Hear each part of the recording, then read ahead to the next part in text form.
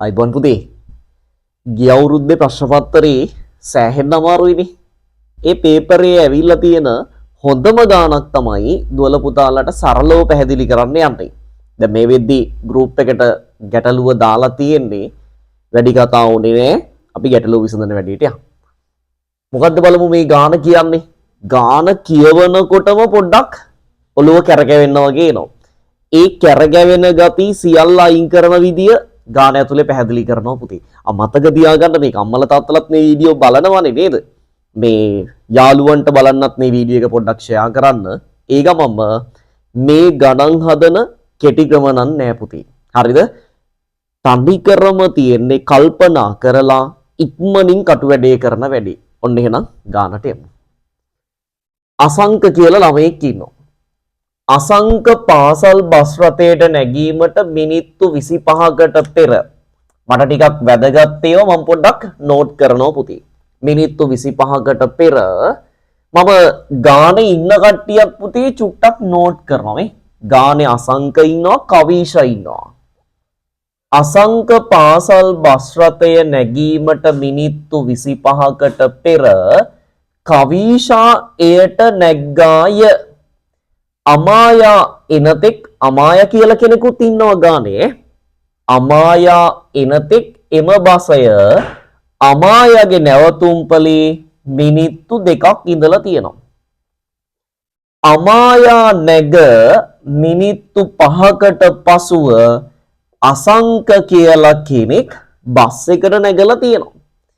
කවීෂා bus රථයට නැග්ගේ පෙරවරු 7ට නම් කවීෂා bus එකට නැග්ගේ පෙරවරු 7ට නම් අමායාගේ නැවතුම්පලට පැමිණි වෙලාව. ඇත්තටම මගෙත් නිකන් ඔළුව මොකක්ද වුණා වගේ ගාන කල්පනා කරනකොට. මේ බලන්නේ ඔළුව ටිකක් අර කැරගෙන එක හිතන්න බැරි ගතිය අයින් කරන විදිය. පුරුදු වෙන්න මාත් එක්ක මේ වැඩි. ඔන්න බලන්නකෝ දැන් හරි ලේසියි. එන්නකෝ වැඩිට. අසංක කියලා කෙනෙක් ඉන්නවා. ඕම් බලන්නකෝ. මේ බලන්න ගාන හිතන විදිය. ඔන්න කටු වැඩේ බලන්න කොච්චර ලේසිද කියලා. අසංක කියලා කෙනෙක් ඉන්නවා. අසංක බාසල් බස් රථයට නගින්න කලින් මිනිත්තු 25කට පෙරදී කවීෂ නැගලා තියෙන්නේ. මෙන්න අසංකට කලින් කවීෂ නැගපු නිසා මං අසංකට කලින් කවීෂව ලියනවා. හරිනේ අසංකට කලින්නේ කවීෂ බස් එකට නැග්ගේ පුතේ. අමායා එනතෙක් එම බස් රථය අමායාගේ නැවතුම්පලේ ඉඳලා තිනව කොච්චර වෙලාවක්ද? මිනිත්තු 2ක්. මම නිකන් අමායාව මේ හරියෙන් ලියලා තියන්නම්. අමායා කියන එක්කෙනා එතන ලියන්නම්.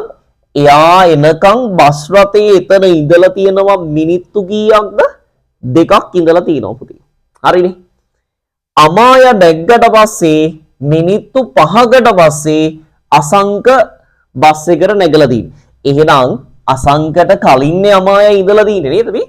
අමායා නැග්ගට පස්සේ මම තව චුට්ටක් මෙහෙම ලියනවා. අමායා නැග්ගට පස්සේ තව මිනිත්තු 5කට පස්සේ අසංක බස් එකට නැගලා තියෙන්නේ. හරිද කතන්දරේ? එහෙනම් අපිට කියනවා කවීෂ බස් රථයට නැග්ගේ පෙරවරු 7ටලු. උත්තරේ ගන්නයි යන්නේ. ඔන්න එහෙනම් උත්තරේ ගන්නයි යන්නේ. මෙන්න පළවෙනි වාක්‍යයෙන් උත්තරේ එනවා. අසංක පාසල් බස් රථයට නැගීමට මිනිත්තු 25කට පෙර කවීෂ නැග්ගනම් ඒ කියන්නේ පුතේ අසංකට කලින් කවීෂා මිනිත්තු 25කට කලින්නේ බස් එකට නැග්ගේ. එහෙනම් අසංක බස් එකේ ඉඳලා තියෙන්නේ මේ 7ට 25ක් මොකක් කරාමද? එකතු කරාමනේ.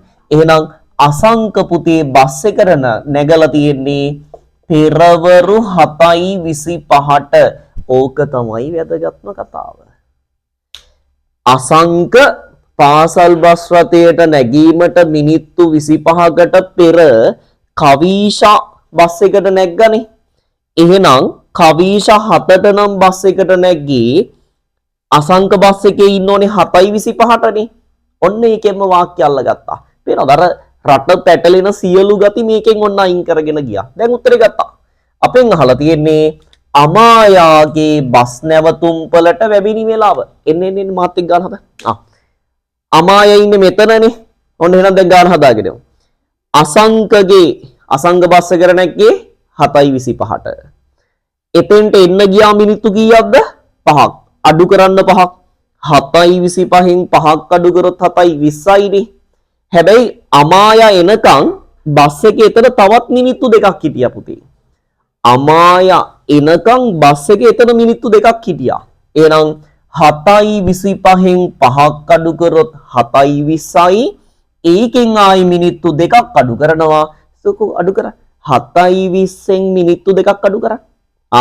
ඔය කිව්වේ උත්තරේ 7:18යි. එහෙනම් නිවැරදි උත්තරේ වෙන්නේ කීයද පුතේ? අංක 1.